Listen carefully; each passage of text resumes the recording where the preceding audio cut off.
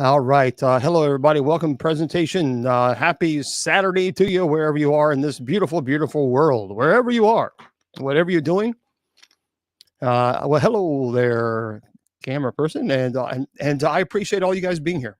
Thank you for taking this time to spend with us on this beautiful, beautiful Saturday, wherever you are in the world, wherever you are. For those of you who are on Facebook, YouTube, and Twitter, hello to you guys. For those of you on Spreaker, howdy to you guys. For those of you on TikTok, howdy to you guys. So a couple things before we get into the presentation.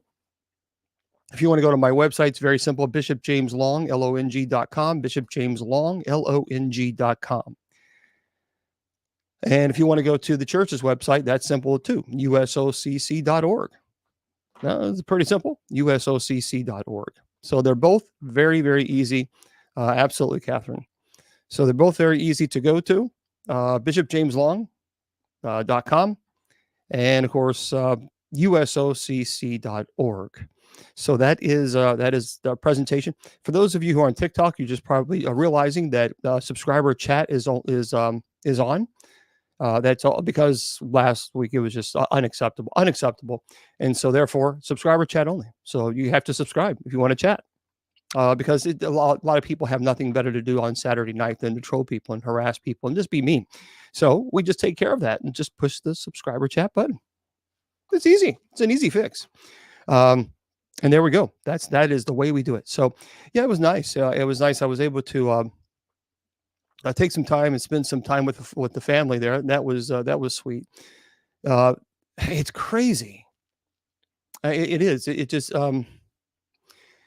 You know, this year, my mom will have passed 10 years ago. 10 years ago, my mom, this is their 10th anniversary of her passing. It is insane. It's 10 years. And of course, I was at my dad's house and my family there, we were celebrating my nephew's birthday. He's a great guy. He's a fantastic young man, top quality guy, just a real quality guy. He has a great career, and my other nephew, his brother, he's a police officer. So yeah, I'm obviously very, very supportive of our first responders. But it was my nephew. He had to work today, so he couldn't be with us. He has a little girl. Isabella is her name. She's beautiful, beautiful little thing.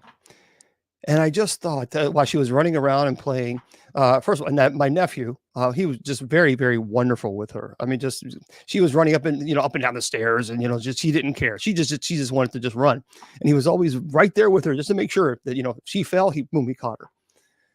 But I thought to myself, James, you are old, dude. You are so. I mean, you are truly. You're ready for. I felt like I was ready for the nursing home. I felt like I was getting ready to do the chicken dance in the nursing home. I did. It was like, that's it. Like Old Yeller, take it out behind the bar. Because I'm a great uncle.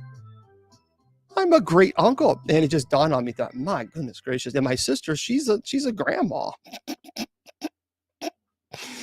Sorry, Jennifer, but you are old. I mean, Jennifer, you're a grandma. Okay, so if you're watching this, Jennifer, I'm sorry, your social security number is 1. Wilma's social security number, by the way, for those of you who want to know, is 0. Speaking of Wilma, yes, here she comes. Wilma's social security number is 0. Is 0. I'm telling you, I'm not joking. And she was raised in a barn. She was. You guys know that. I've already said it. So hello, Miss Wilma, whose social security number begins with the 0 and ends with 0. Okay. Hi, everybody. Hi, Bishop Long. Jennifer, sweetheart, you're not old. She's old. She is old. She's a grandma. Yeah, I can't believe it's 10 years that your mom passed away. 10 years. Wow. Oh, my stars. Like the other day, I was always laughing and talking and oh, my stars. Well, but Wilma's, everything is so crazy. Everything is turned upside down. Everything is so expensive these days. You was talking about being an uncle. Yeah, great uncle. I'm a great aunt. I'm 3 greats aunt. You talk about you. Yeah, she's and you know how. I great. No, you can't do great. You can't now you're just adding another grade in there just because you're doing that for publicity. You're doing that for publicity. Great. That's 3. You're doing that for publicity, Wilma. No, seriously, it's 3. Great. Yeah, it's crazy. Of course, I'm 69. That it is crazy. You feel like, oh my stars, I can't believe this.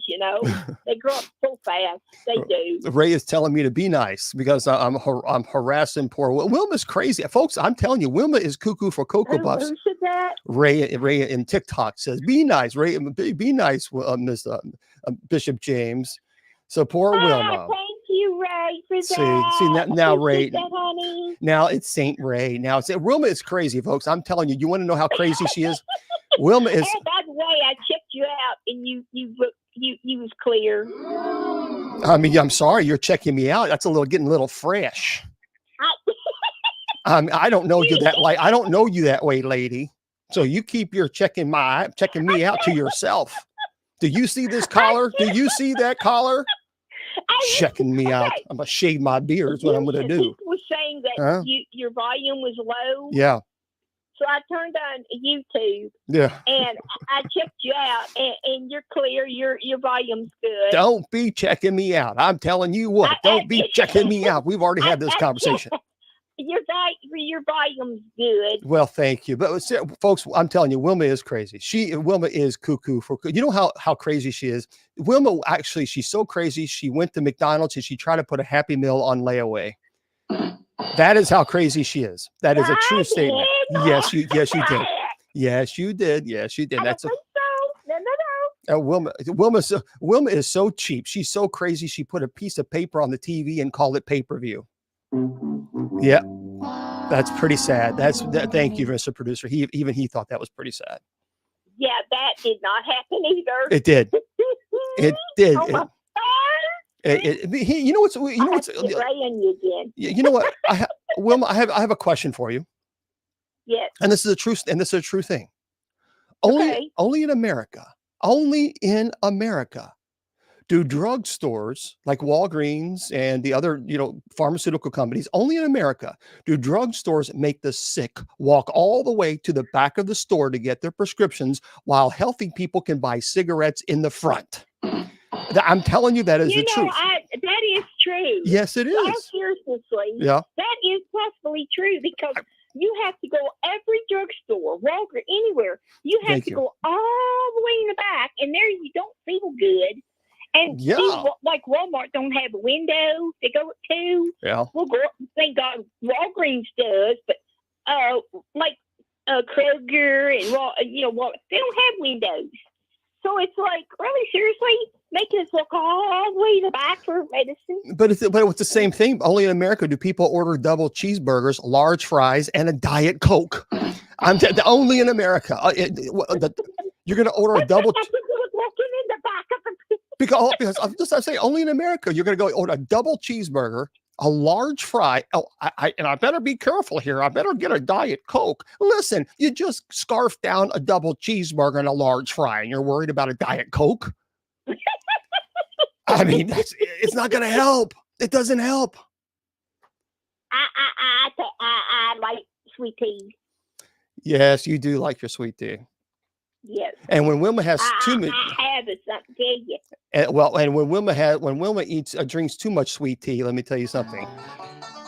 I mean, you know what I mean? She goes to Walmart and she's really excited. Okay, what do you got to tell us? Never play poker at the zoo. Huh? Never play poker at a zoo. Why? Too many cheetahs. Hey, cheetahs. No, I'm sorry. That was. What time is it when your clock strikes 13? Time to get a new clock. That's right. You guessed it. Well, that was it. Time to get a new clock. You did it. You cheated on that when you looked.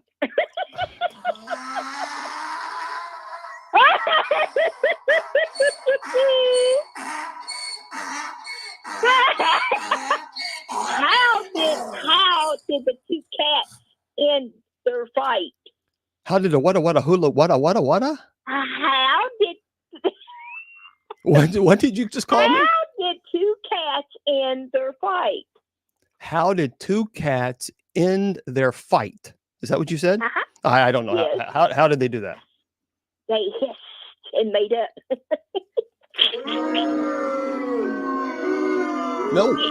You really don't like that one? Seriously? Sorry, the studio audience said a great big huge boo. Miss Wilma is so crazy. She went to the library to find Facebook. True story. True story. No, I didn't. It's okay. It out even again. It's okay. It's all right. I no problem. No problem. Okay. I got to say.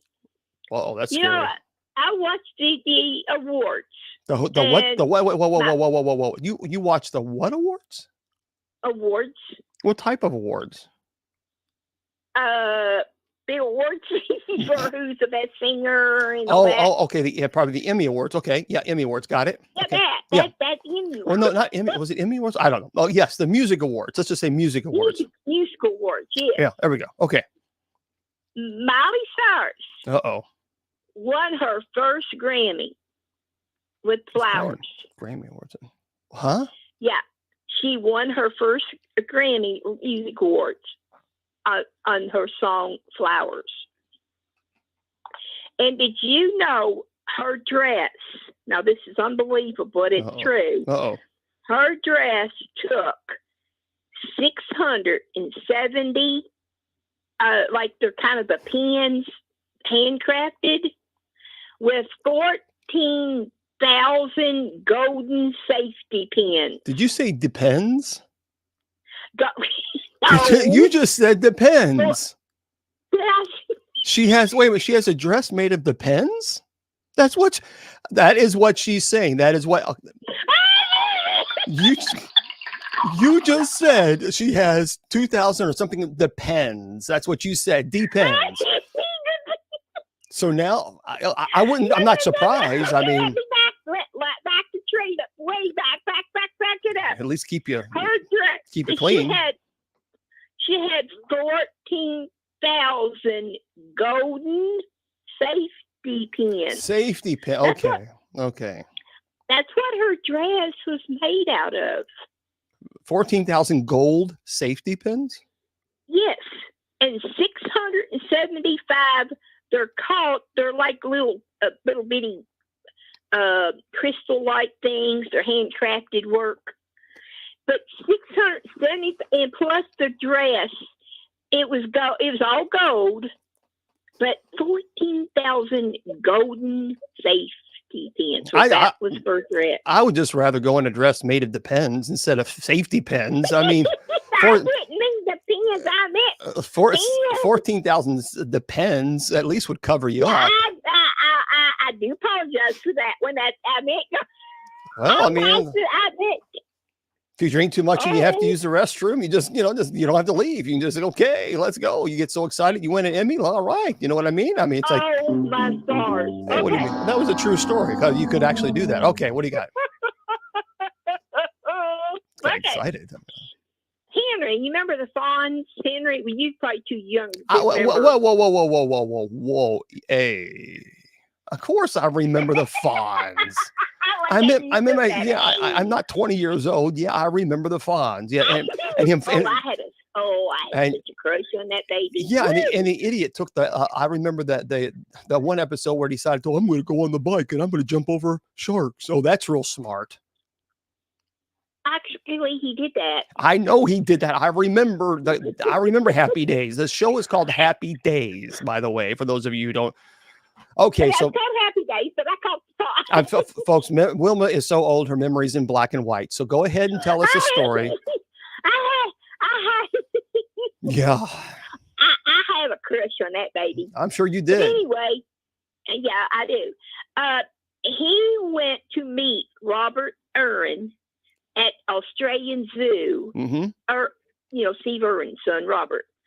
He had a great. It's so unbelievable. He got to meet all the animals and everything, Okay, Hollywood star Henry Winkler is currently performing his one-man show, The Fawn, and Beyond Across Australia.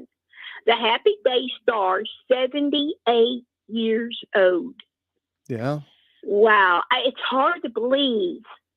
78. I know, isn't it crazy? He shared a gallery of photos on social media capturing him with Robert. He was 20 years old, Robert Irwin is. Bless his little heart. The beloved actor was also smiles with adorable pictures, with capture him holding a cuddling koala when he posed up a storm along with Robert. Another hilarious picture showed Henry sitting on a rock at the zoo, with a meerkat, Meerkat. Is that how you pronounce that? What a cat? Meerkat. Yeah, meerkat. Meerkat, I did it, yay! While a meerkat stood on his shoulder. Henry Winkler, I just love him. But he loves Australia. He's been there several times. Wilma, you know what? Yes. All day long, I thought of you. Oh, that was so sweet. Yeah, I was at the zoo. She was what? I was at the zoo. Hey, I mean, I can't help it. Did you see any of your families there, your monkeys? No, I saw you there, and what all the monkeys. I just wondered if you saw any of your family there. Oh, so I cannot wait to tell Jalen and Donovan, your little nephew that you love so much, that he's a monkey, and Isabella, and I can't wait, Emily. No, they're not. No, they're not. Oh, okay. They're not little monkeys. Yeah, we'll just their uncle. You know what? Wilma is so scary. When she went into a haunted house, the ghost ran away. That's a true statement. That's not one way, they play with the other. Yes. Crazy, cray. Now, I know you know Dwayne Johnson, but he's named The Rock. Well, thanks for letting me know. 4-year-old daughter. Yeah. Her hilarious action was finding out. You remember he was in a movie? He was in several. It was a cartoon. Yeah. Well, his daughter couldn't believe, Daddy, stop singing. She put her hand over his mouth, like, stop singing, you're ruining the song. She did not realize that was her daddy singing. His 4-year-old daughter, Jesmine was her name, she loved that cartoon. But the actor, The Rock, was like, don't that voice sound like mine? And she's like, no, Daddy, stop singing, you're learning. Isn't that amazing how she didn't know that was her daddy after just listening to it? That's pretty cool, ain't it? Mm-hmm. And speaking of The Rock, did you know they had it was like a battle, like the sync battle. You know, you had to lip sync a song. He picked Taylor Swift song. I can't think of the name of it. The Rock lip sync Taylor Swift song. Oh yeah. He did a good job, by the way, doing that. Okay. He really did. So I got some notice on TikTok. I have to figure this. As a reminder, please ensure your live displays and describes the product you're listing in your content or shop. I don't want to. I have no idea what it's like. Go away. I don't want to have a shop. I don't know. It says live video violation. As a reminder, please ensure your live displays and describes the products you're listing in your content or shop. See, this is just go away. I don't want to do any shops. It drives me crazy. It's a big pain in the butt. I don't know. Now it's a live violation. So I don't even know what that means. I don't even know. It's just stupid. Oh my God. Yeah. So I have no idea how to even fix that. So I don't either. There's a shopping cart at the bottom of the screen. Did you know that a woman was tossing her trash out and she falls into the dumpster?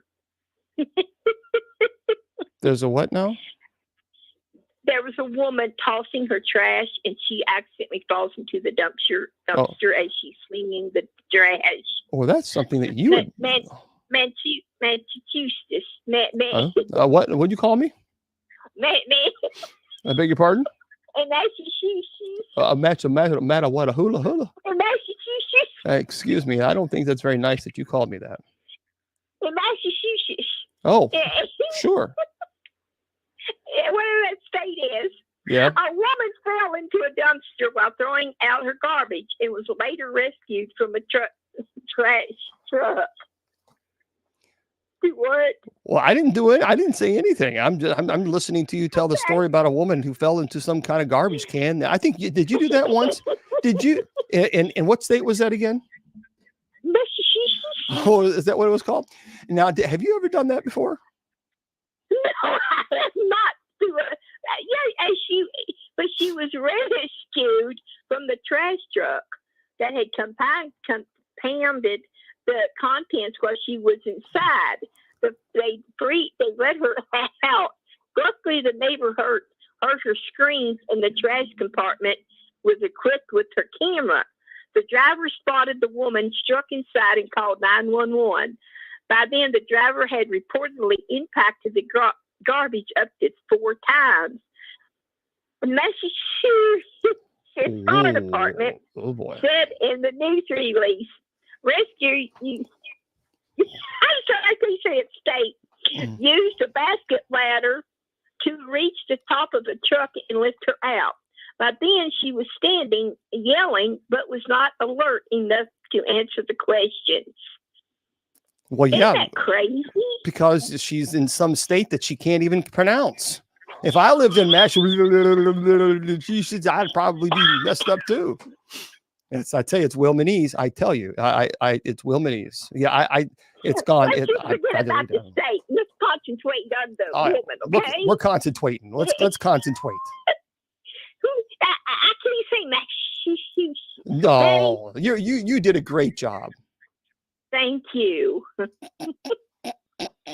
Now, they found 2 new species of ancient sharks discovered in the Kentucky cave. Uh-oh. 2 species of sharks have been emerged from the shadows of time in an unlikely place, Kentucky.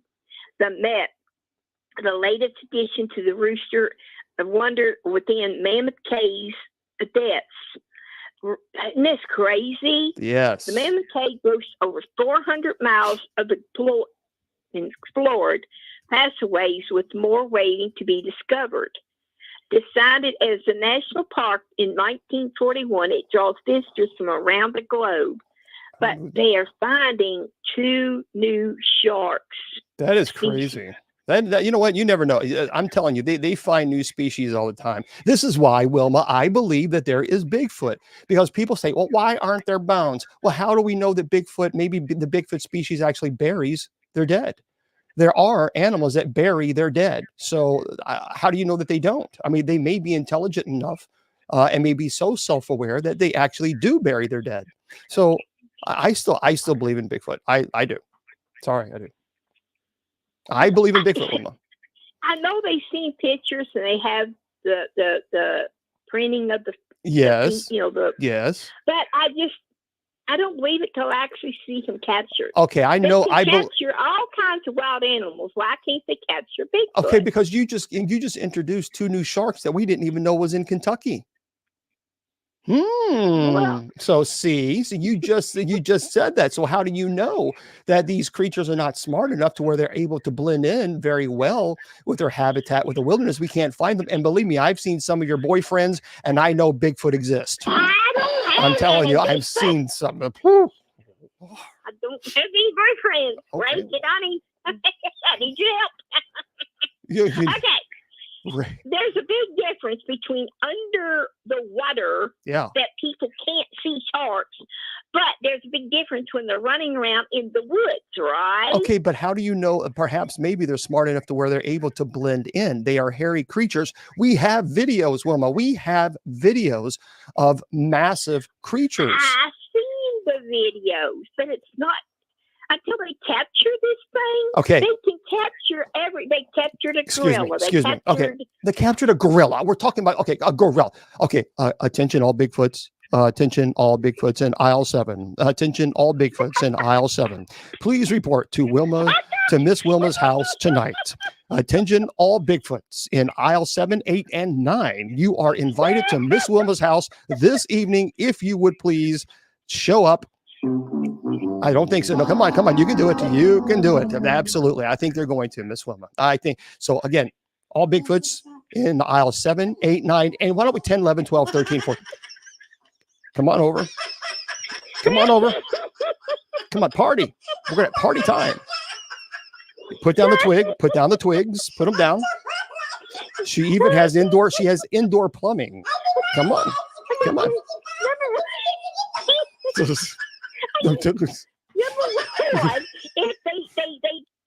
they could do pictures.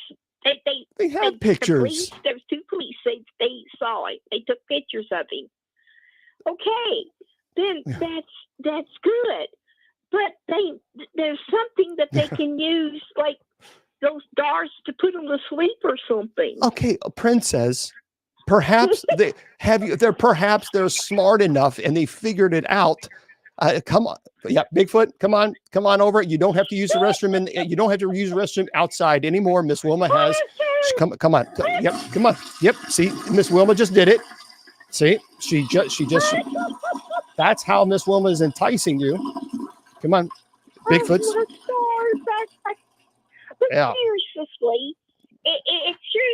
They capture everything out there, and they caught a big, large alligator. But they're out there. You can go to Florida or Louisiana and see tons of alligators. We're not talking about big old alligators. We're talking about a big old creature that's smellier than the boyfriend. They say there's more than one Bigfoot, they think. Well, all them evidence looks like they would have caught one by now. You know what, Miss Wilma?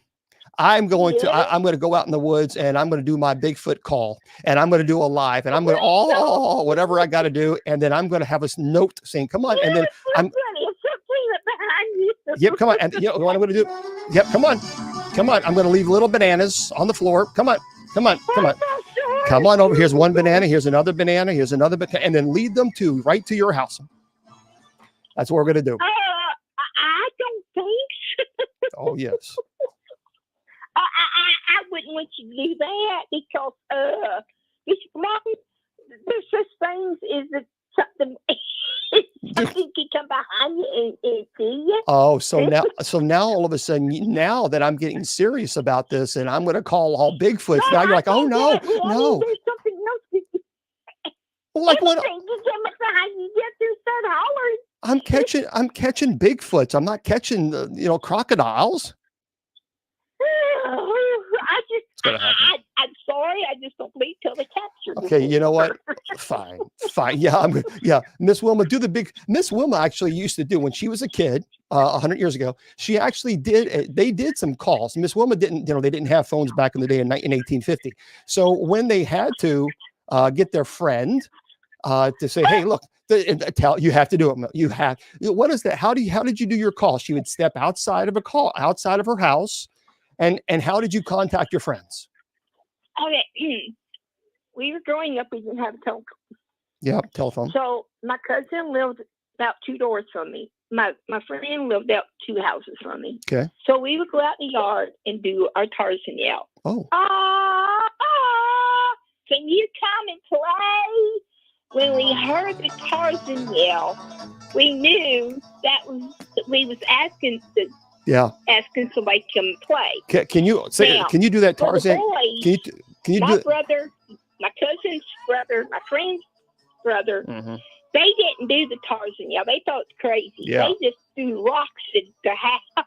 Yeah, can you do the Tarzan yell one more time? Because I didn't hear you.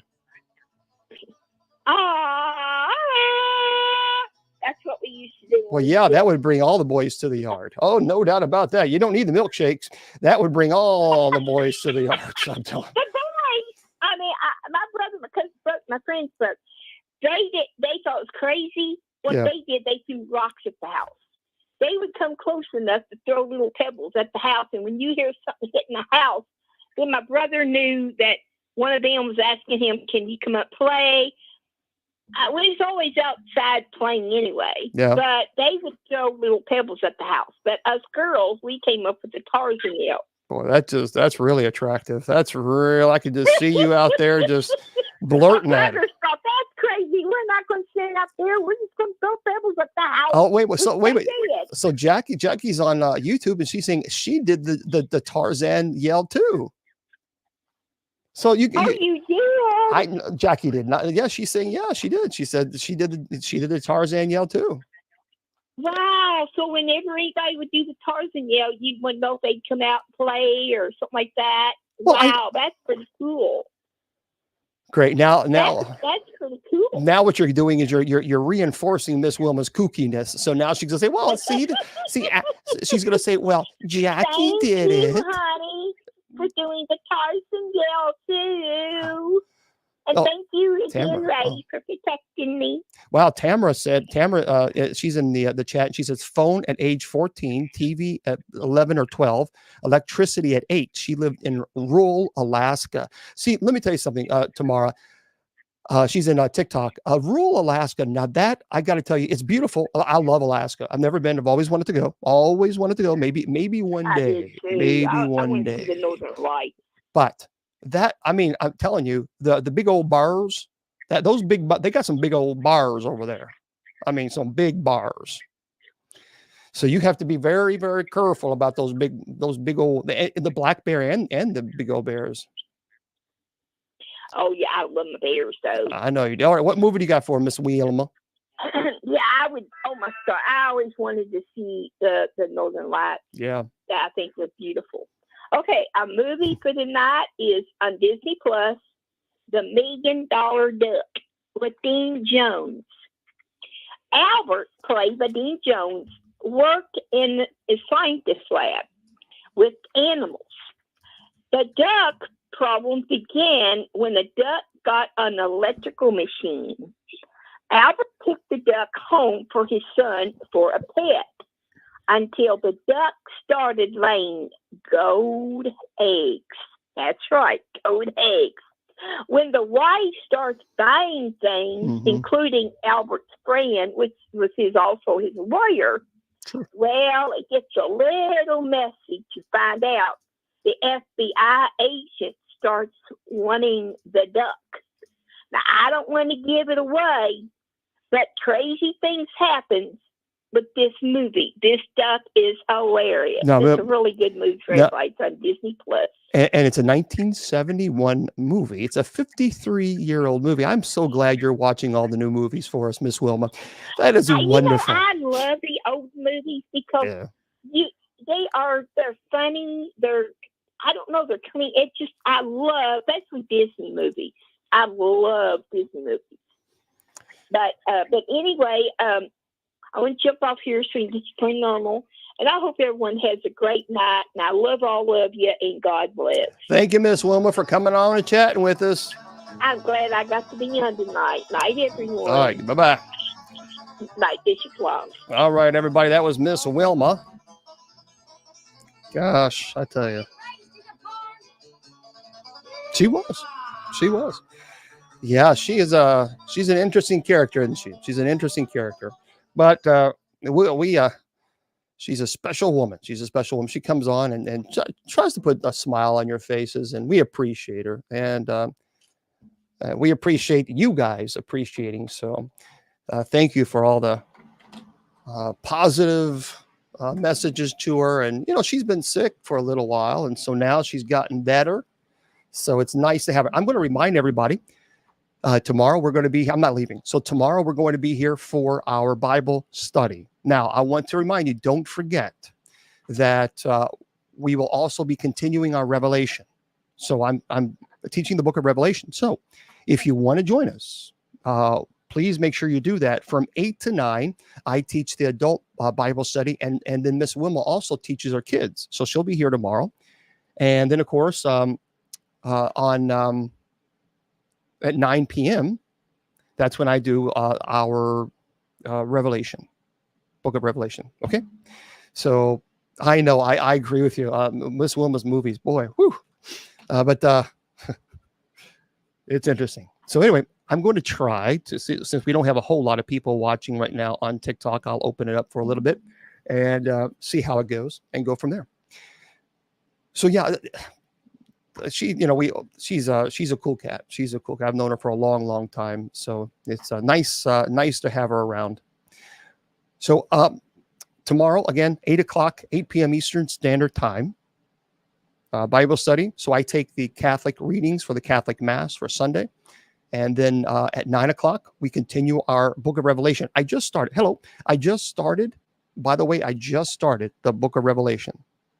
So you haven't missed anything. And I promise you haven't. So let me just, I thought there was a way, but I guess there's not. Hold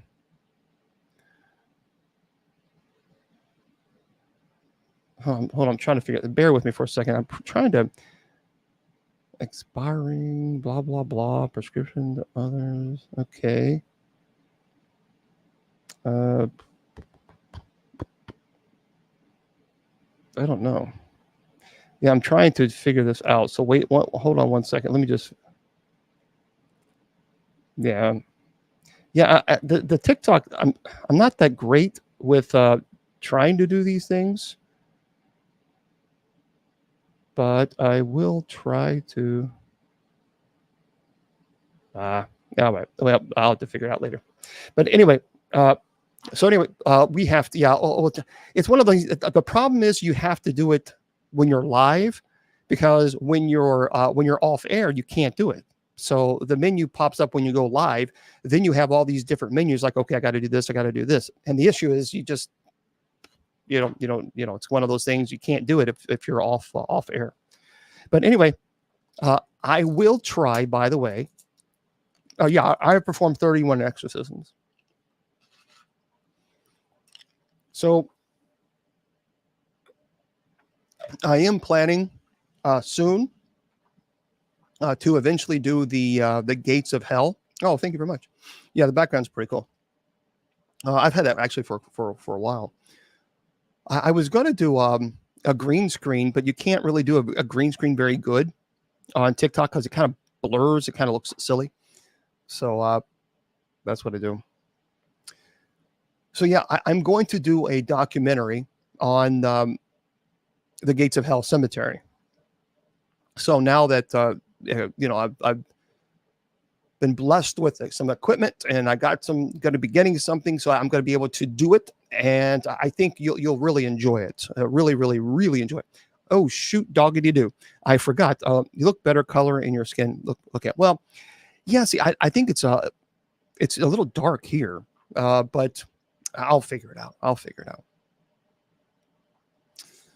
Were you ever scared even though the high and mighty had your back? No. Now the first exorcism was frightening because, like, as I've talked about this before, you can read about demonology, you can read about exorcisms, but until you actually perform one and you're in the presence of a person who's truly legitimately possessed, and I'm not talking about someone who's screaming and hooping and hollering, someone who is truly possessed, it is a different perspective. It is completely a different world. I do have something that I talked to someone earlier that I was going to bring and talk about. I do have a couple of haunted items with me, but it's over there. So I'm going to have to unplug and then come over here and show you. So do me a favor. Moderators, just kind of let people say, where is he? He just said he'll be right back. So hang tight. Let me go get these items so that I can show you a couple of some crazy things that people have collected that they wish they hadn't. So hang tight. I'll be just a few seconds.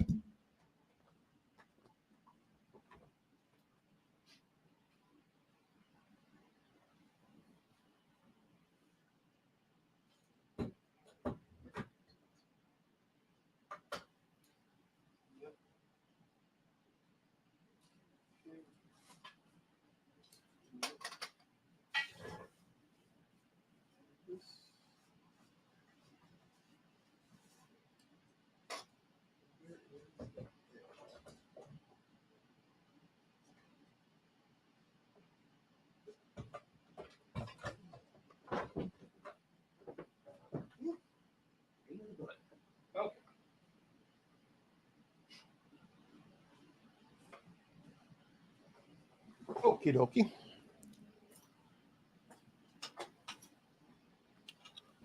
I don't normally have these things because I don't like breaking them. So, see, every time I do this, everything mixes up and I knock everything down. Okay.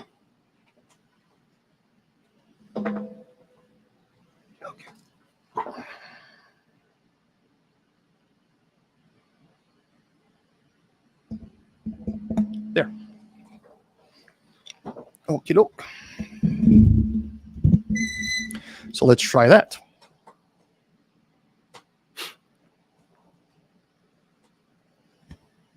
I'll tell you what, I got a lot of lint. I don't like lint on my lapel. I'm kind of a stickler for that. Okay. So hello there, UK, and hello to all you guys. Welcome, welcome. So the first thing, I had a house that had very violent activity. And the activity, it was really demonic. No ifs, ands, or buts about that. And so I was there. Bishop David was there with us. And we performed a team was, we performed the minor rite of exorcism. So for those of you who don't know, the minor rite is it's a blessing. We bless the home, and then we perform the exorcism on the demonic entity that has infested itself within the home. So this case was unbelievably violent. There was a lot of bangings in the walls. Religious objects were thrown.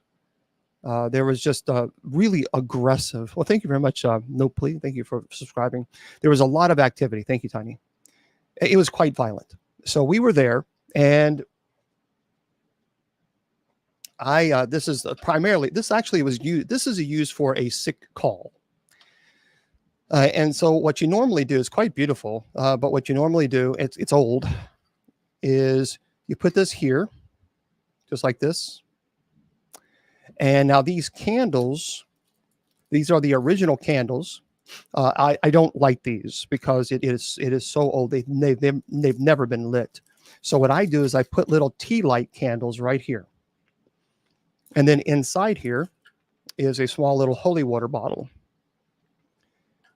So what I placed this in this house because I was getting ready to bless it and perform the minor rite of exorcism. And just as I had a small little teacup light, little teacup lights, very small. And I turned around and began using the incense and began saying prayers. And one of the investigators said, Bishop Long, turn around, your cross is on fire. Like, what are you talking about? My cross is on fire. So as I turned around, the tea light that was here, the flame we're talking about here, the flame, like a flame torch, it went all the way up here, and you can see it actually caught that on fire. I'll just show it a little bit. So I'll let you guys see it.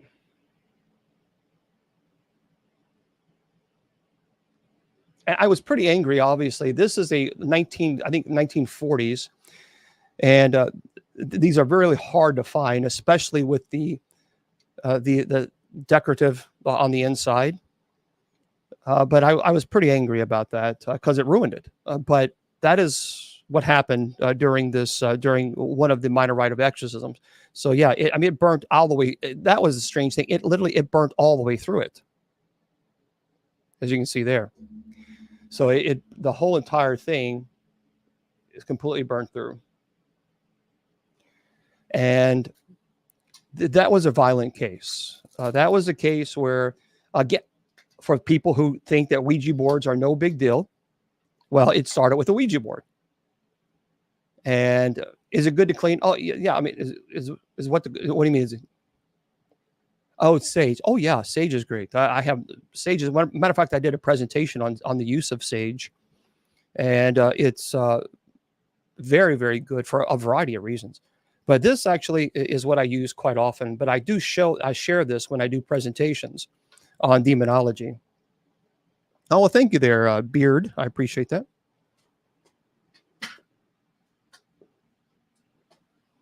These items, people collect. I don't know. Don't ask me why. I don't know why. But people like collecting strange oddities, I guess. Well, a family purchased both of these and they brought it home, and they had them on, I guess, a display, with the other little odd things they like to have. And they never had problems in their home. But then they began hearing children running around the house. Now they had no children. So, it was a woman and a man, and they were a younger couple. I think they're in their 20s, and they bought these two dolls. And as soon as they brought them home, these kids were running everywhere. I mean, just and laughing, and really it was disrupting their sleep. And it was getting to a point where then these kids were starting to run into the parents' home or to the bedroom and starting to bite them and scratch and pinch. And it was getting aggressive. Obviously, they weren't kids. So these two dolls, when you see them, you'll understand. I don't know why people collect them, but I took them, I blessed the home, and I performed the minor rite of exorcism there, and I told them stop collecting these things. So this is the first doll. Yeah, I mean, why you would collect this, I don't know why. I don't know. But they like these oddity things. And this was the first. And then this is the other doll. Sometimes this doll, even now, sometimes one of her eyes will close and one of her eyes stays open. It just depends.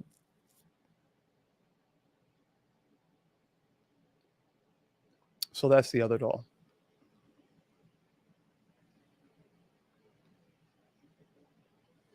So they brought it home and they couldn't figure out why. I was like, well, I'll tell you why. When you have these kind of crazy things, yeah, it's. So you can kind of see that eye is starting to close down. Yeah. So I don't understand it. I don't understand. See, the thing is when you lay it down, the eyes close, and when you raise it up, see, like the eyes are closed. I don't know if you guys can see that, but then you raise it up and the eyes open. But anyway, they brought those, and then activity started happening, and they wondered why. I mean, hello. This was at the gates of hell. So the gates of hell, I've talked. Thank you for subscribing. Oh, thank you there, Deacon Mark. So no, I'm not scared of the dolls. As a matter of fact, I teach about the dolls are not possessed. They have demonic attachment. So they have a demon will attach itself to an object to entice you to purchase it, like they do with this family. Like, for example, the doll. I don't have it with me. I had it yesterday. The doll that they shared on the Legion of Exorcists show that I was on. That's in the storage. I didn't bring that with me. That woman became so obsessed with this doll that she would have spent every single penny she had, she told me, to buy it. She said, I'm not going to not have this doll. And she became obsessed. And as soon as she brought it home, really bad activity started occurring. Now, this item that I have here in just a second, this was at the Gates of Hell Cemetery that I've talked about many, many times. And I went to the back to the very back of it, and they had an altar. Someone had put an altar there and did some terrible things that they should not have done. And so this item here, I removed it. I tore the altar down. Yes, I did, because it was used for animal sacrifice and satanic rituals. And so this was this is the item here that I removed from the Gates of Hell that was on the top of on the altar. I can't remember. They had I think it was two candles. I think it was two red candles on each side, and then a black candle was right on top of it. That was this. So I removed this. And again, it's not good stuff. Now let me show you this. Hold on one second.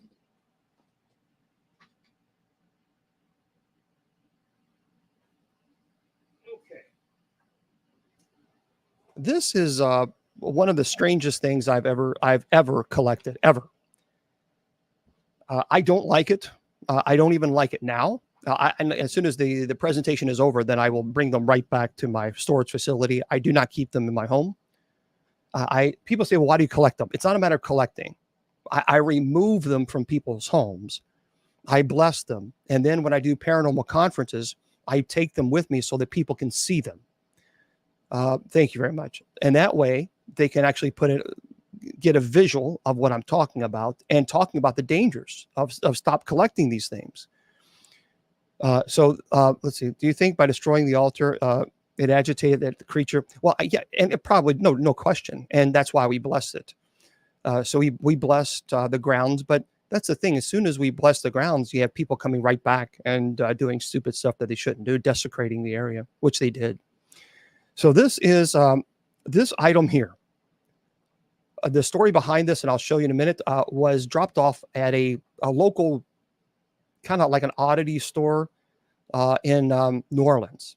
Now, this store in New Orleans was very busy.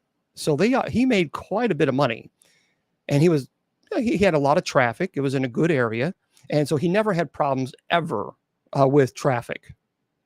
So someone just left this on his door, and he thought, well, that's kind of unique, and so he decided to put it in the store, right in the where you could see it.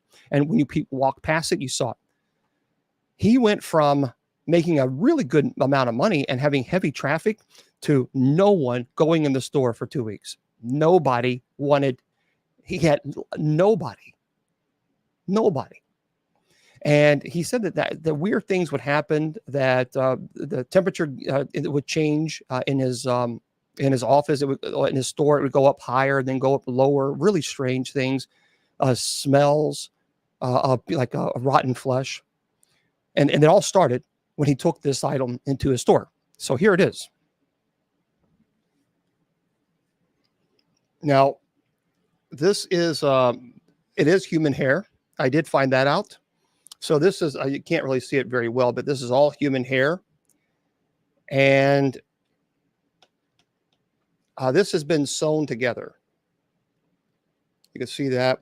It goes back here in the back. There's the stitches there. And the stitches go all the way down here.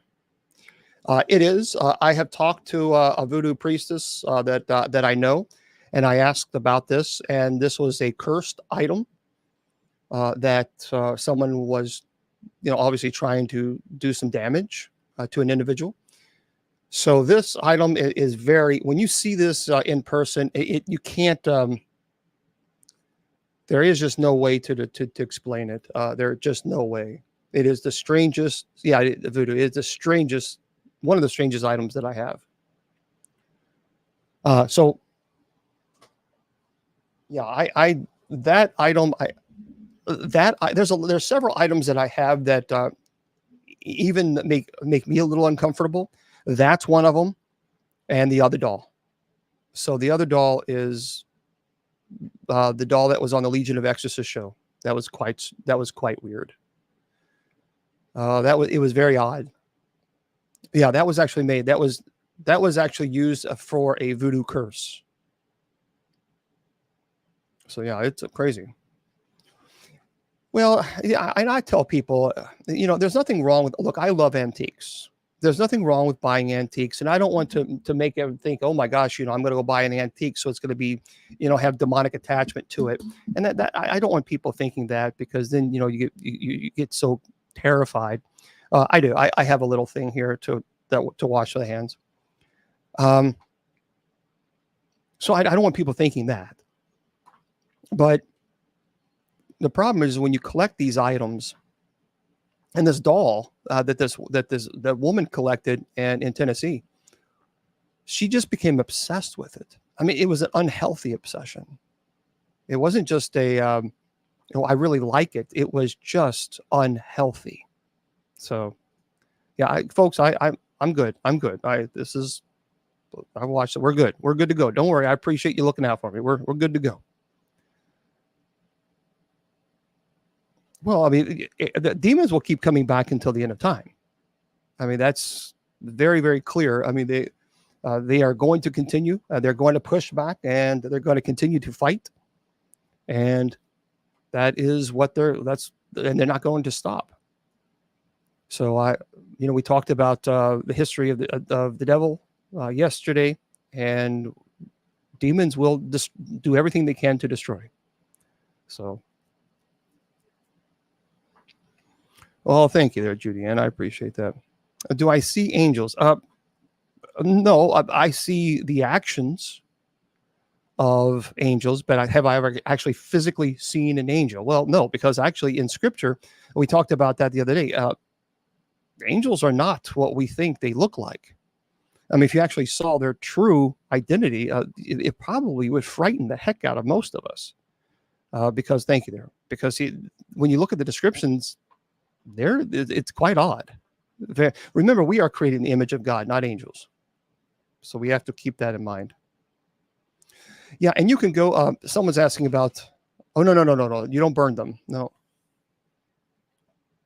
you bless them, and I don't destroy them because, again, I teach people about them and I share. So, Laura, can I ask what your worst case that affected you? I would say. Oh goodness, someone showed an exorcism, right? I would definitely say it was an incubus case. That was probably, she was 68 years old. And that was a very violent case. And with her families and her doctor actually contacted me because it was so violent. And, but obviously I can't, I have to be careful because I didn't put on TikTok that it's only for 18-year-olds or older. So I have to be cautious about getting too involved as far as what happened.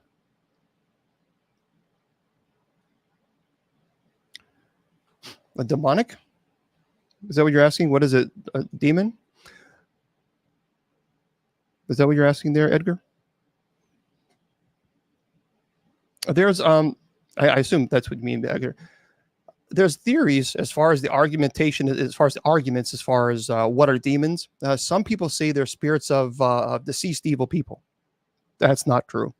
That's a view that's an ancient view of Philo, Josephus, even some Christian writers and ancient Greeks. But Scripture makes it very clear in Luke chapter 16, verse 23, and Hebrews chapter 9, verse 27, that we are two different. We have two different essence.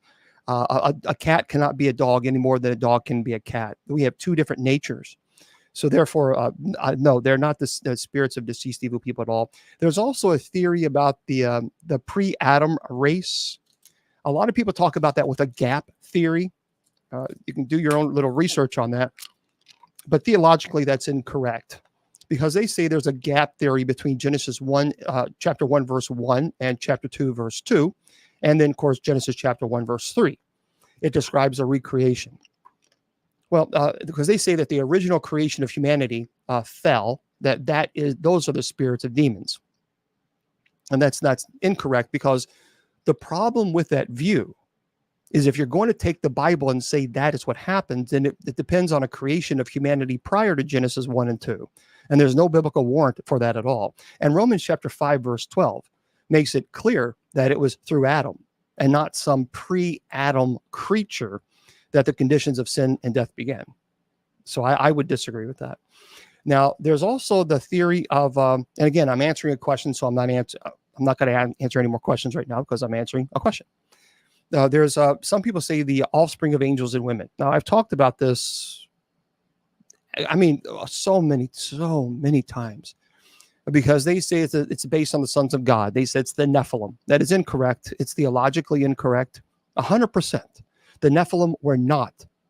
They were not the offspring of demons and women. That comes from the book of Enoch. Folks, it just is incorrect. And I'll tell you why, and I can tell you biblically why. Genesis chapter 6, verse 4 tells us that the Nephilim existed before and after the sons of God had relations with women. So therefore, they could not have been the offspring of demons and women. And the sons of God were the children of Seth. The sons of God were not demons. And Jesus made it very clear that angels, demons are angels, fallen angels, neither procreate or marry. So it's just incorrect. And then I think from a theological perspective, what makes more sense is they are fallen but unconfined angels. So, and that's from a theological, I think that's when Lucifer fell in Matthew chapter, it talks about the ruler is the ruler of demons in Matthew chapter 12, verse 24. And Matthew also in chapter 25, verse 41 refers to the devil and his angels, which were referred to demons. And Revelation chapter 12, verse 7 mentions the dragon and his angels. So we know from a theological perspective that Lucifer fell, and Scripture says 1/3 of angels fell with him. So, can they interact with each other? I have not seen any interaction with them because that wouldn't really. The point of these items that have an attachment is to entice you to purchase them and bring them home. And that is a form of invitation. And once you bring that home, then you have the activity, and it can be quite violent, really aggressive. Matthew 20, I don't know. I have no idea what you're referring to about Matthew chapter 22. Yeah, you'll have to tell me what they're talking about because I'm not for sure. Is that a new thing?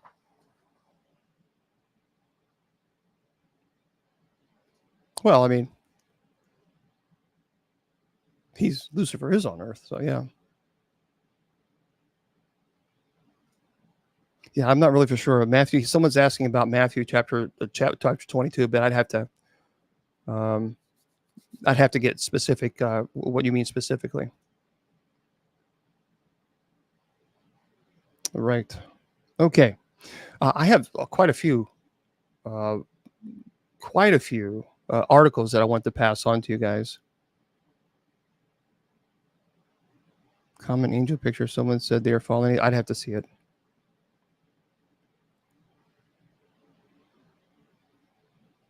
Okay. Let's see. Also, seminary. Is it normal for me to feel down and sad? You've been studying the faith a ton and have thoughts of seminary. Okay. Is it normal for me to feel down and sad? Oh, I don't know. I don't know why you're feeling down and sad. I don't know what that's. Is it normal? I think all of us have those moments where we kind of depression sits in occasionally. So, yeah, I'd have to look at it. I'd have to look at it to actually see what their argument is about Matthew chapter 22. I just don't know because I really don't have a whole lot of time to kind of go through what people are saying. So I'm not for sure. Demons are fallen angels. That's correct. Yep. Okay. Listen to this. I saw this story. I wanted to pass this on to you guys. See what you guys think about it. This is crazy. Listen to this. This has nothing to do with demonology or anything, but this is by Ben Hooper. A pair of workers for the New York Metropolitan Transportation Authority are being praised for reuniting a traveler with a lost bag containing $30,000 in cash. So assistant conductor Christopher Nocido said he found the bag left behind on Long Island Railroad train to Ronkonkoma or something. So MTA workers soon discovered the bag was full of cash. I was told there was about $30,000 in it. I didn't actually count it, he said. Detective Kristen Riker said the MTA police took on the task of trying to find the bag's owner. That would be interesting. Yeah. So I was looking through the bag to see if there was a receipt, a name, and Riker said they did leave a planner in the bag, and I saw this person had an appointment to get the car inspected. So I ended up contacting the mechanic and sent the mechanic a picture of the person, asking if he can help me identify who the person was. And that got the ball rolling to get contact to the lost and found and reach out to this person and see if they get their bag back. The bag and its valuable contents were returned to the owner. A similar case made headlines last year when Juliet Barton lost the bag containing $12,000 while taking LIRR trains from Babylon to Rockville. MTA workers poured through the bags in the lost and found and were able to locate Barton's bags with the cash still inside. That is a lot of money. $30,000. It sounds like to me she was buying a car, and that's fine, obviously, but I don't know, $30,000. I think that's probably when you probably want to get some type of check or something. That's a lot of money. So you're new to ministry. Any advice? Well, obviously, stay focused on prayer. Continue showing love and compassion to everyone without judgment or condemnation. Don't focus on all the denominational rules and requirements. Focus on what Jesus taught us to do and say, which is to love everyone, show compassion to everyone, and keep pushing forward and keep serving.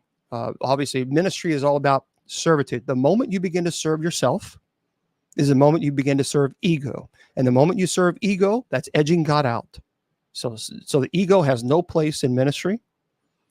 And stay as humble as you possibly can. And don't rip people off.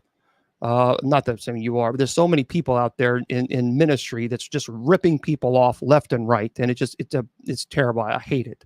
I hate when they do that. Nope, I'm not hacked. Not hacked, folks. I've talked about this so many times on TikTok. Unfortunately, I have 2 accounts on TikTok. 2. That's it. 2. I have this one you guys are on now, and then I have the backup one, bishopjameslong.official. So I've pinned those videos on my profile.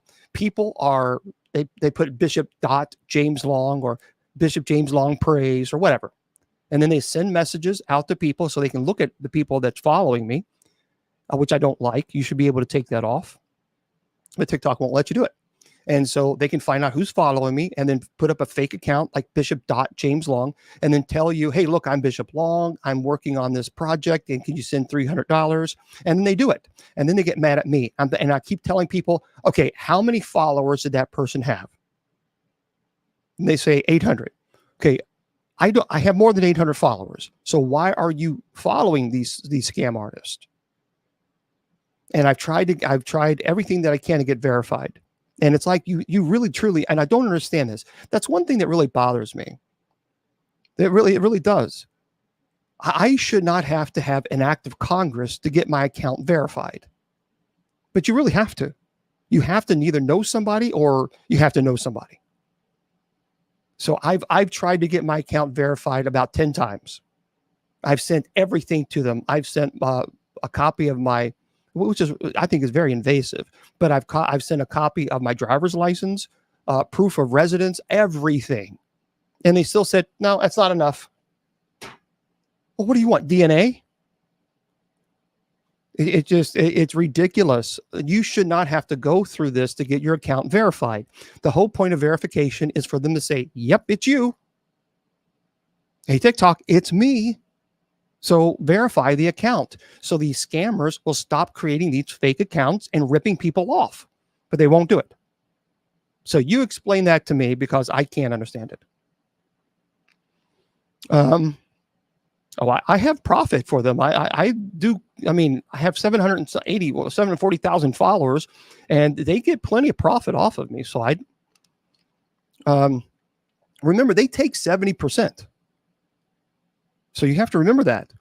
People might say, well, gosh, James, you have 150 subscribers. I do, but TikTok takes 70% of that. So you got to remember that. Thank you very much for the gifts. Thank you. Now, people are asking me about Ghost Adventures. Here's the deal. I was on 3 episodes with them. I'm friends with Zach. I like Zach. I have never once been on a show, ever. And I've been on a lot of them where they tell me, okay, I want you to make up this story. Never once. Never. I wouldn't. I would tell them, sorry, goodbye. Yeah, I'm not the guy. I would walk away. As a matter of fact, I've been offered television shows, and they say all we need you to do is perform an exorcism on someone on camera. We'll supply all the cases and everything. Just perform an exorcism on camera. We'll guarantee you. I mean, it was a substantial amount of money. It wasn't cheap. It was a good amount of money, and they'll also offer me a producer title, which means I get extra income, a lot of extra income. And I told them, look, just don't talk to me anymore. Lose my number. As a matter of fact, I was on a conference, I think it was in Illinois, And there was a network that contacted me, said, "This Bishop Long?" Yes, it is. "We are so-and-so network. We have a show that's greenlit," which means it's already been approved. It's going to film. And they said, "We guarantee you 10 episodes, X amount." I said, "Hold on one second." So I put it on speaker so that everybody in the room could hear it. I said, "Okay, I'm sorry, go ahead." And they said, "We will guarantee you," I think it was like 12,000 or 15,000 an episode. It was substantial because when you're on the show, normally it's about $1,000 an episode. It's not a whole hell of a lot. It's not just not a lot. That's normal. That's the normal pay, unless, it's a big popular show. And then after the third, that's why a lot of shows in the third season will be canceled, because after the third season, then the actors will say, "Okay, we want more money." And then they say, "Nope, nope, nope, no more." So that's why a lot of them get canceled after the third season. So they say, "We'll guarantee you," I think it was like 12 or 50, I can't remember, an episode, 10 episodes with a producer as a title. So that means you get residuals, and then guaranteed with the season 2. And I said, "So what I got to do?" "Well, you could perform exorcism on people." So is this a deliverance? Am I praying for a removal of an attachment? Oh, no, a full exorcism.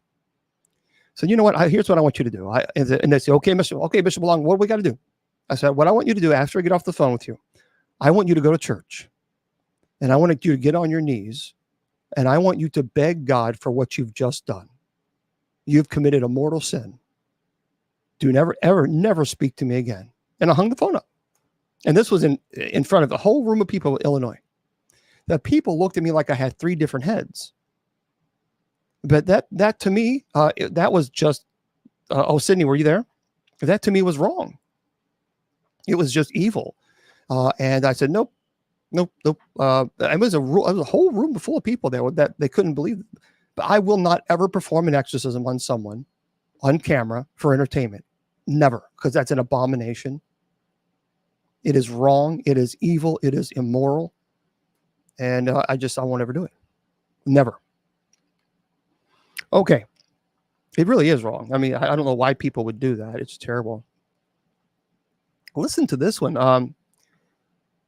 Yeah, because, I mean, just think about that. When an exorcism it's not pretty. And, oh, yeah, certainly will, Chrissy. Yeah, we'll absolutely keep you in our prayers for night prayer. But performing an exorcism is it can be nasty. And so people, perform exorcisms and then they put them on camera so they can get fame and fortune. But that's it. I would never ever want someone, not just nationwide. Yeah, and they show it not just nationwide, worldwide. Because it's now, it's streamed. It's terrible. I would never want someone to do that to me or my family, and I would never do that to someone else. It's just terrible.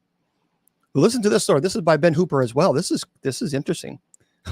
So, folks, if you're going to break up with your boyfriend or girlfriend, you need to be aware of this story. An Illinois man's Valentine's Day was saved when he scored a $1 million lottery jackpot just 3 days after breaking up with his girlfriend. The Chicago area man told Illinois lottery officials he was headed for a disappointing Valentine's Day after his breakup. His girlfriend broke up with him, but his mood shifted after buying a Monopoly 50 scratch-off ticket from the Walmart store on North Avenue in North Lake. He says, "After I scratched the winning ticket, I completely panicked," the winner said. "I immediately felt my life change. I almost didn't go to work." And he said the ticket represented a reversal of fortune in more than one way. He says, "I've been going crazy keeping this $1 million secret," the winner said. "I don't have a special someone to share my big news with because my girlfriend and I broke up 3 days before I bought the winning ticket." Don't. So you can say I haven't had much luck in the love department, but that's all right because now I really hit the jackpot. Can you imagine his girlfriend is like saying, "Oh, you got to be kidding. You have got to be kidding." I have, Jim, as far as a book, writing about my experience, I have, I just don't have time. I just don't have time. When I tell people my schedule usually starts at 4 a.m. and today I had kind of a break because I was able to go to my family's. But when I don't go to my family's, it's usually 4 a.m. to about 7 p.m. And then I jump here, try to grab something to eat as fast as I can, open up the computer, and then go live doing my presentations. So I just don't have time. And of course, I'm also the presiding bishop of the church and trying to answer emails. So it's quite a bit. I don't know, Catherine. I'm not. I'm not psychic. I don't. It's fascinating. I don't know. I've talked to people who said that they were, but I don't know. No, they're genderless. Okay. Here's interesting for those of you. This is by Connie Rusk. Netflix series Haunted has left viewers so scared they are unable to sleep. The anthology show focuses on the horror stories of people who have experienced strange paranormal activity, from a house of horrors to a demon cat who haunts a home with strange howls and hisses. All 3 series are available to view on the streaming platform, but fans of the show have taken to Twitter, or X or whatever, saying that those who do watch will be terrified for the rest of your life. Now, each season has 6 episodes. In the first episode of series 1, the narrator describes being revived by a defibrillator after being medically declared deceased from dehydration and heat stroke. Episode 2, named The Slaughterhouse, follows the story of 2 sisters who grow up terrified in a house of horrors where their sadistic father does unimaginable things. Those who have watched it take to Twitter to warn others about this terrifying nature of the show. Okay. It's called a Netflix series Haunted. Hauntted. I have not seen it. Watched too many haunted Netflix, and now I'm too scared to sleep. One person wrote. Another added, why did I watch haunted Netflix right before bed? I mean, there are hundreds of shows I could have started from the beginning, and yet here I am. A third viewer said that, okay, the last episode of season 2, Haunted, scared the heck out of me. The face was so creepy, and oh my gosh, I'm going to go to bed, but no, watching the Fist of Fury so that I can have good dreams of Bruce Lee. Wow. However, others seem to find the show amusing, as they pointed out the plot holes and questioning the true story disclaimers at the beginning of each episode. Well, so there we go. I have not seen it. Have you guys seen this? Yeah, they're based on true stories. It's called Haunted. Oh, you saw it? Let me check this real quick. I have not. So it's on Netflix. I'm not really too worried about the 3 Days of Darkness.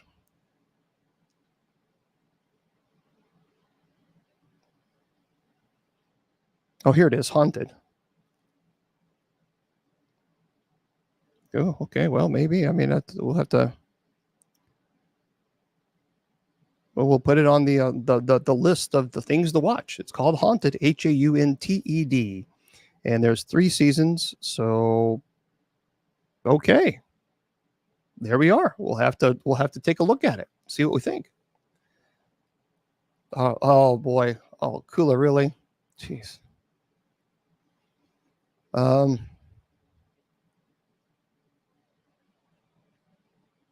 good. Okay. Yeah, I've not seen it. Okay, Eric says give it about a 5 or a 6.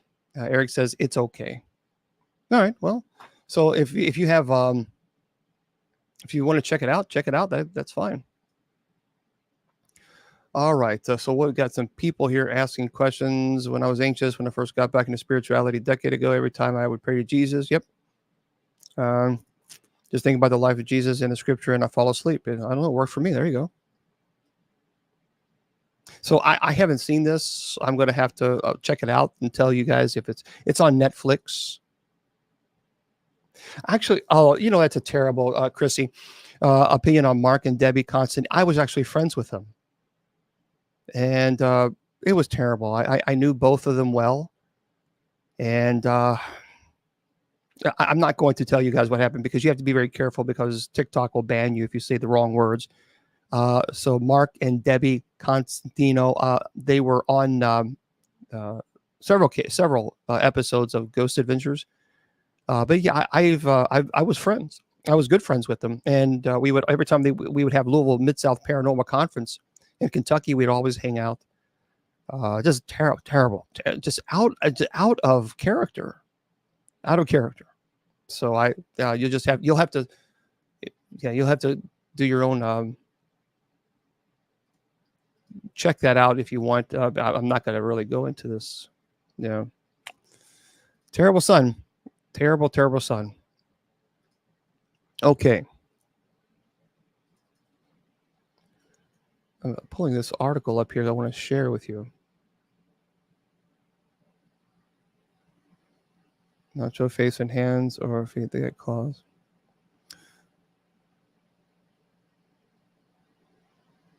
Well, I mean, a demon can. Demons on Incubus, Eric, you have to remember on Incubus and Succubus, they actually present themselves quite sensual. So the demons don't always present themselves in their true natural state or imagery. And the reason being, especially with the Incubus and Succubus, because with an Incubus and Succubus, it starts out in a dream state that is very lucid. It feels very real, and the individual that obviously is presenting itself to you is not ugly. It's very you lust after this person, and that's when things obviously will occur. And then it becomes very violent. It becomes very aggressive and intrusive. And then you say, okay, in the name of Jesus, I command you to leave. And the gig is up. So now they don't have to present themselves as any type of being that you would lust after. And that is when a lot of people see these horrible, ghastly creatures that they describe that was pretty terrible. Absolutely. Yeah. Remember, is asking for God's protection enough? 1,000,000%. So I've talked about this before. We got to stop as a society putting demons here and God way down here.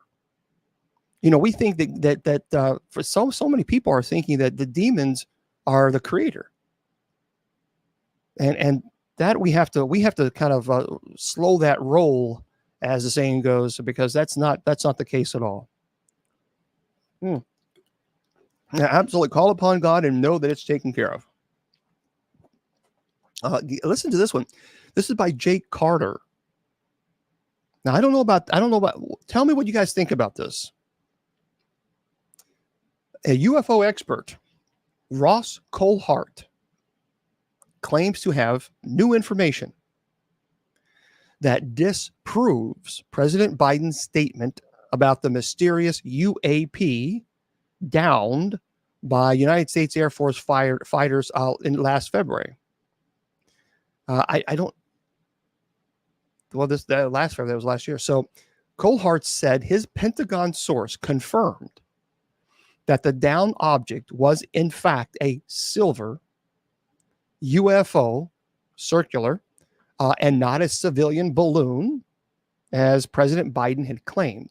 The whistleblower said the president personally ordered to shoot down, and the operation involved multiple forces, including HC-130s, F-16s, a black OGA, which is other government agency helicopters.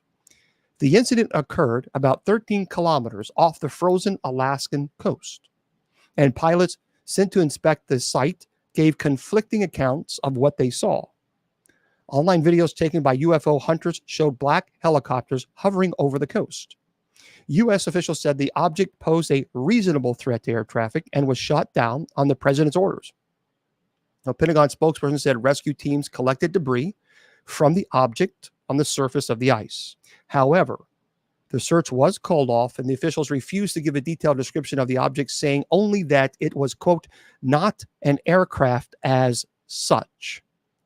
So these statements caused outrage among Americans, and many are wondering why President Biden hid the truth about the operation and why the information about the downed UFO was kept secret. UFO experts are studying this case with great interest. They hope that the new details of the operation will help them understand the nature and origin of these mysterious objects that continue to appear in the sky. I tell you, this is, we see this a lot, don't we? This is kind of this folks, listen, you think that's a problem? This I am 1,000,000% against, 100%, and I'll tell you why. If you've never heard of CERN, CERN, you need to look this up.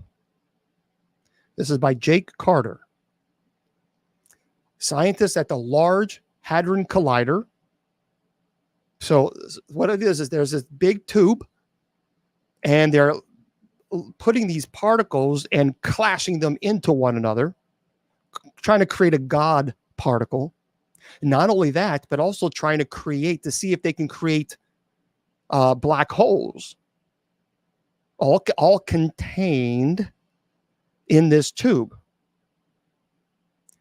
Folks, that is dangerous stuff. If that ever gets out, if they are able to create a black hole and eventually it creates it, they said it creates it and then eventually it disappears, it dissipates because there's nothing that it collects. A black hole consumes everything in its wake, in its path. So if it's ever getting released, we're done. We're finished. We're absolutely 1,000,000% finished. So I'll talk about that, Froggy, in a minute. So here's what they're doing now. So scientists at the Large Hadron Collider are advocating for the construction of a new, even larger and more powerful super accelerator to aid in the quest for unraveling the mysteries of the universe. The proposed monster, take a look at this and you can Google it. The proposed monster named the Future Circular Collider. That's what they're calling it, FCC, Future Circular Collider. It boasts a ring 3 times larger than its predecessor, spanning 91 kilometers and buried deeper underground to prevent the escape of powerful radiation. Now, the estimated initial cost of this FCC project stands at 12 billion with a B, 12 billion pounds, with funding expected to come from member countries of the European Organization for Nuclear Research, CERN. Detractors criticize the astronomical spending as reckless.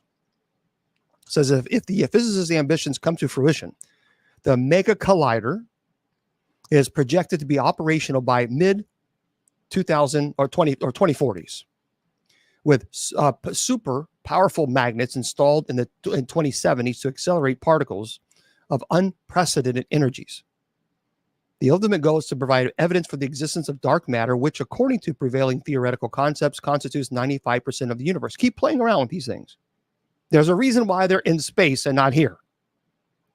CERN Director General Professor Fabiola Giannotti lauds the Future Super Collider as a wonderful machine that could propel physics toward a breakthrough in understanding the fundamental structure of our world. This is, yeah, you're right. Yeah, what is the point? The point is for them to try to find the beginning, the mysteries of the universe. Okay, fine. So there remains a cautious acknowledgement that in pursuit of knowledge, there is a minimal but non-zero risk of destructive consequences. This is just... it will produce the power. Listen to this. It will produce the power of 10 million lightning strikes. That's how much power this sucker is going to produce. It's going to the power of 10 million lightning strikes. Enough energy to create a devastating black hole. I just I don't understand this. We're going to keep playing around with this dangerous stuff, and it's dumb. This is really irresponsible. I disagree with it. Leave it alone. These things need to remain out in outer space. So you start creating black holes in this tube that you think you're going to contain. All it takes is one crack. All it takes is one tiny bolt that not fully. Nope. You're right. I think that's very, very irresponsible. Yeah, it's something I don't like it. I do not like it at all. Now, speaking of science and aliens, this is by Jay Carter as well. I don't. There's something going on in Antarctica. So have you been reading things that's kind of going on in Antarctica? There's a lot of countries that are really pushing forward with investigative purposes in Antarctica. I mean, Antarctica it's a very cold location. I mean, what in the world? Now, some people say, well, it could be about, people about land and all this. Well, you can't really inhabit it. It's too cold. I mean, it could be minus 100 degrees Fahrenheit. But there's something strange about Antarctica. So this is a renowned UFO and paranormal investigator, Billy Carson, is warning against further exploration in Antarctica, claiming that it could waken an ancient evil. So he refers to the statements of American astronaut Buzz Aldrin. So that's obviously not somebody who's just on TikTok who just has an opinion. But American astronaut Buzz Aldrin, who according to Carson, discovered a threat on the continent hidden in the Ellsworth Mountains. You can do your own Google search, Ellsworth, ELLS, Ellsworth Mountains in Antarctica. In an interview with podcaster Sean Ryan, Carson said that the pyramid, which appeared in a NASA photo, confirmed that, quote, "we are all in danger. It is evil itself." So despite many people refuting the theory, the UFO fanatic is adamant about its veracity. Now, astronaut Buzz Aldrin, who allegedly walked on the moon's surface in 1969, visited the South Pole in 2016, but had to be evacuated after a medical emergency. Carson said that the moonwalker went to the frozen continent to meet world leaders, but became terrified by the, quote, ultimate evil.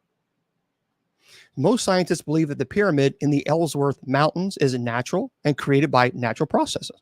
However, Carson argues that it was created either by humans or another intelligent life when Antarctica was a tropical region.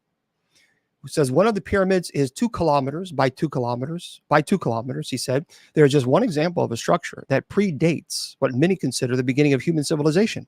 Now, Carson also claims that scientific experiments in Antarctica are rediscovering ancient scientific knowledge used in the past to communicate with aliens. He says, I really believe in alien and life in other worlds and even other dimensions, he says. Despite doubts and controversy, Carson urges and caution and warns against further scientific research in this mysterious region. Here's the deal about this. Here's a couple things about the moon, and this is why I say allegedly. And I say this allegedly. Okay, keep in mind, Froggy, Froggy, we're not going to do that here. So Froggy, we're not going to do that. So I'm going to see, this is what I'm talking about. You're not going to come in here and you're not going to disrupt this and be rude and disrespectful, or I'm going to go and ban you. Not only will I ban you, but I'll screenshot and I'll report you to YouTube. Well, I mean, you're saying stupid stuff. So enough. That's your warning. That's your warning. Knock it off. So that's it. We're trying to have a good time here, and we're not going to put up with this bullshit. So knock it off. But yeah, just stupid. But here's the problem. I went to space camp as a kid, and I absolutely did. And I love space camp. But here's what why are we acting like we've never been to the moon? 1968, 1969. So we had the technology then to land on the moon. Okay. But we're acting like we don't have the technology to do it now in 2024. they're actually saying that, it's going to take a little bit longer for the technology. What do you mean? Wait, hold on. What happened to the first landing on the moon? What happened to that? See, I don't understand. So that's a big issue with me. Now, people can say, well, we're trying to have a better technology. Okay, I get that, but still, I mean, how many? We're talking 40 years. It's a long, long time. So why are we acting like we've never been? That's one thing that that really does make me question what's going on here. We should, 56 years ago. 56 years ago. So I'm just, and here's what I don't understand. Just prior, they were doing, the rocket launches and they were actually testing the communications. Now, this was just we're talking about not a few months before Armstrong went up, and they were testing the communications and all this, and they couldn't even get it. They couldn't even communicate with the astronauts inside the capsule. One of the astronauts says, if we can't even communicate between two buildings, how are we expected to communicate on the moon? They were having communication problems just between NASA and the astronauts on top of a rocket. I just no, I don't understand that. I don't understand it. So to me, 55, 56 years have passed by, and we are acting like we don't have the technology to go to the moon. It's like we're starting all over from the 1960s. So right.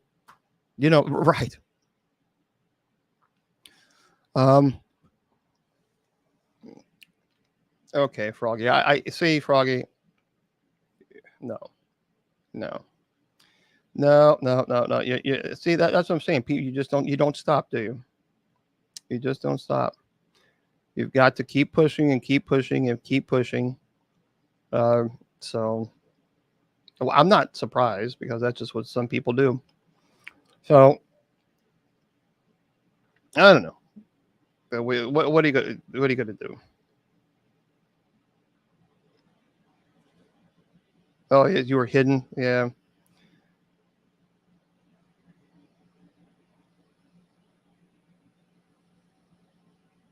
Yeah. I'm just trying to. Oh, there is. I'm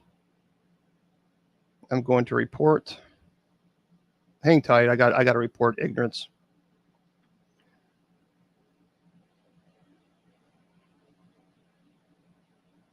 Yeah, it's just stupid. It just.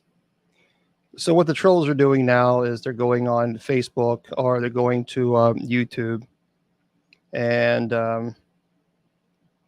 being dumb, because I guess they need more attention. And that's not we don't play. I don't play that game here. There. Yeah, it's stupid. Grow up. Good. Thank you, Monstar. Thank you. Yeah, we got a Monstar. I've known Monstar for a while, so that unfortunately, Facebook you can't, and I don't know why, but okay. Yeah, it's just dumb. Let's see a couple other things here. Oh, by the way, Paramount. For those of you who have Paramount, it ends a paranormal series after 4 seasons. So let's find out what season this is. It's by I think Kaja Herbers. Oh, Evil. Evil. So for those of you who liked Evil, it's been canceled. Paramount Plus officially canceled Evil on Thursday, but star Kaja Herbers is not giving up hope. She posted on social media asking if Netflix was interested in rescuing the supernatural drama series cancellation. Fans still have one last season to look forward to when the show returns in May. So Evil has had a long road from its premiere on CBS in 2019 to its move to streaming, and finally its cancellation. Paramount Plus ordered a fourth season in 2022. And on Thursday, Paramount released a teaser announcing that the show will premiere in May, sadly. At the same time, the company said that this will be the show's last hurrah. Herbers is hoping that it can go a little longer on another platform, but she deleted her post shortly after it was made. Says, we're all super sad. Paramount Plus has decided to season 4 is our last, Herbers post read. And according to a report by Deadline, it says, Netflix, you up? Care to snatch up the goods? So for those of you who like the show Evil, you got one more coming up, and then that'll be it. That will be all she wrote starting in May. I tried to watch it. I was kind of on the sidelines on it. You know what I mean? I haven't really been too, I wasn't really invested in it. I tried to watch it, but it's like, but anyway, it's kind of odd. Yeah. I guess I should have given it, but that's a pretty, 4 seasons is pretty decent for, I think it's pretty decent. Okay. Yep. And by the way, tomorrow, don't forget, tomorrow we're going to be here. So tell your friends and family that if they want to learn Revelation, well, there we go. I'm teaching Revelation again. I've already done it twice, 2 years in a row, because everybody's asking about the end of times. Everybody is asking constantly. So I'm like, okay, fine. I'll teach Revelations one more time. So that's it. It'll be this Sunday at 8 p.m. Eastern Standard Time. And we're going to explain everything. Bishop Kane just came and stayed in my room. What's that? Jeremiah. I remember when I was in the hospital, a bishop just came and stayed in my room. He was really awesome. God, that's great. That's wonderful. Here's an interesting article. Well, unless you guys have any questions, I'll get to your questions. Saturday night is actually the best night to jump on to ask questions, because it usually is kind of a relaxing night. Fridays are busy. Sundays are kind of busy, actually. So it's kind of people asking questions like, oh, I'm busy in the first hour, and I'll be busy in the second hour teaching Revelation. Who is this by? I can't see the author. I don't know.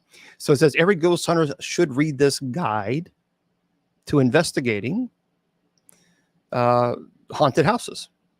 Okay. Oh, good. Excellent. Silly video parents. Great.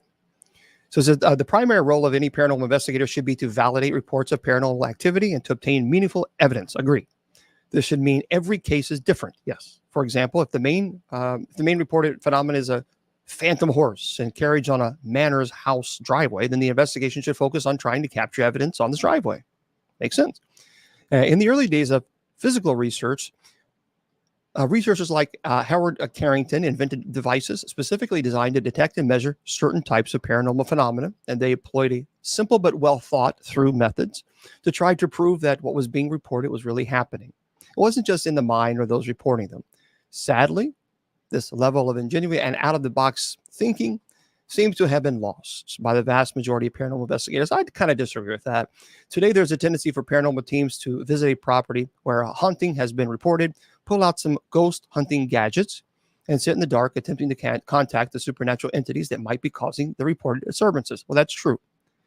So this person says we put together this guide to try to inspire investigators to think a little more creatively when planning an investigation. Okay, so it says, number 1, learn about the reported phenomenon. That makes a lot of sense. Before you investigate the property, do some research. Speak to the people who live or work there and find out exactly what they experience and at what times of the day. There's no point holding a visual all night long if the house is very active in the day. That makes perfect sense to me. The second one, lock down and put controls in place.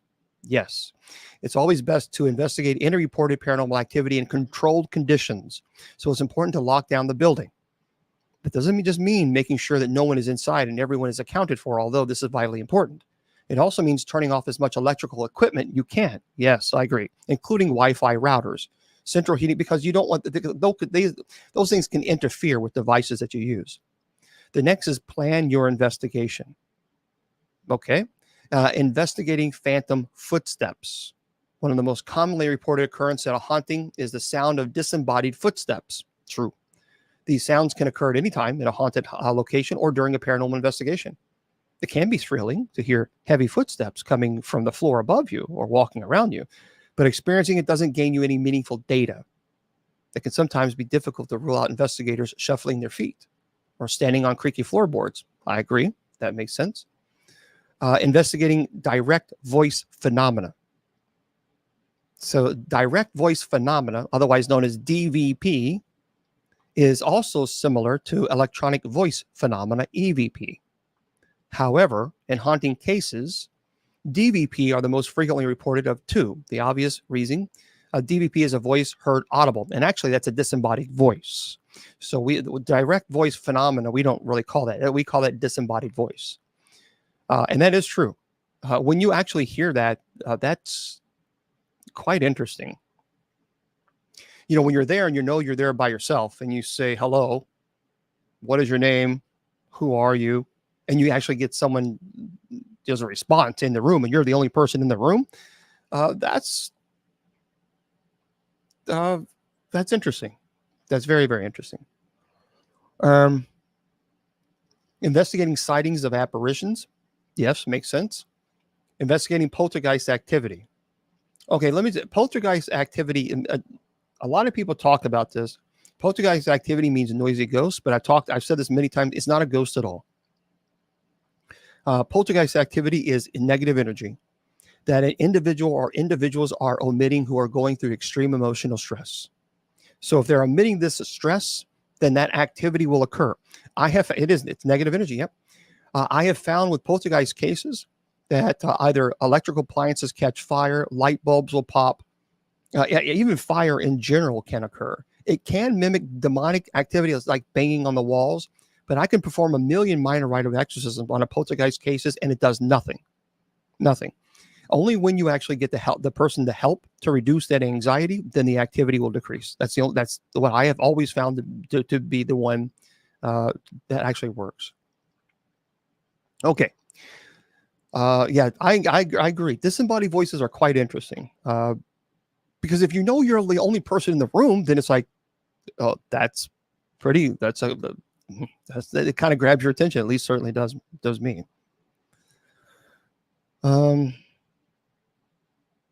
Well, Brittany, it depends. Brittany's asking, is it bad if a person wishes to have their remains cremated and split between family members? So, Brittany, let me ask you this question. It really depends on what your faith is. And here's why. If you are Roman Catholic, which I don't know if you are, but if you are Roman Catholic, the Roman Catholic Church teaches that a person can be cremated. However, their ashes should remain in one urn.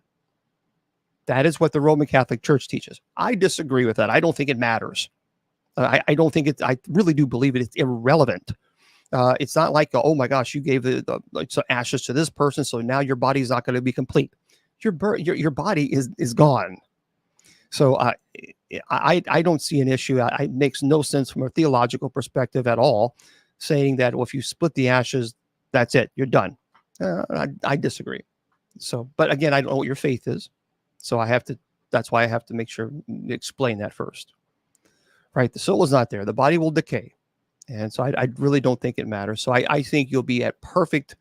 I think you'll be at perfect rest with having cremation, and if other family members wish to have your ashes, I don't think God's not going to say, "Oh, I'm sorry, but your mom and your sister and your uncle, you split your ashes, so you can't come to heaven." I just to me it's. There's no logic there, but that's my opinion. Okay. So here's what I'm going to do tonight. I have to jump on TikTok because I have to make several videos because I have not done any duets at all tonight. So I have to do that because I'm really behind schedule. And then tomorrow. So tomorrow at 8 p.m. Eastern Standard Time, I will be here with Miss Wilma. Miss Wilma will be here for the first hour. We will teach our Bible study as normal. And then at 9 p.m., that's when I'm going to be jumping on and doing our Revelation. Okay. So there we go. Okay, good, Brittany. I think you'll be just fine. I truly do. For those of you who are on Spreaker, I'm going to say goodnight to you guys. I want to remind everybody that actually all of the shows are on Spreaker.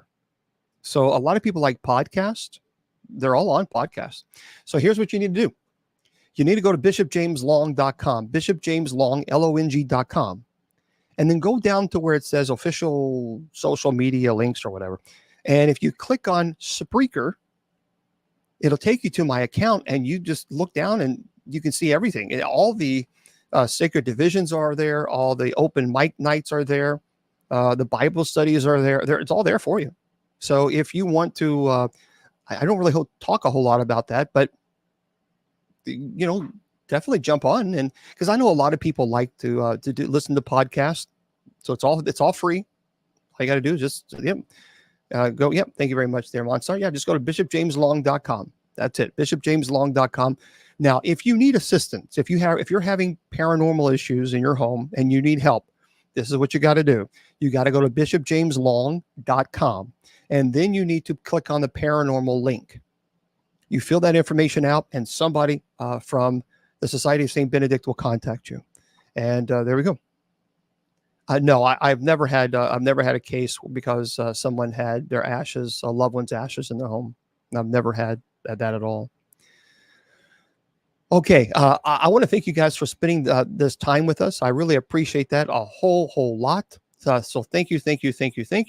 I also appreciate you just chatting with us. So tomorrow we're going to be here at 8 p.m. Eastern Standard Time. Okay. My friends, I tell you all the time that your value does not decrease based on someone's inability or refusal to see your worth. Remember, you're priceless. Never let anybody tell you or convince you otherwise. So for those of you on Facebook, YouTube, and Twitter, God bless.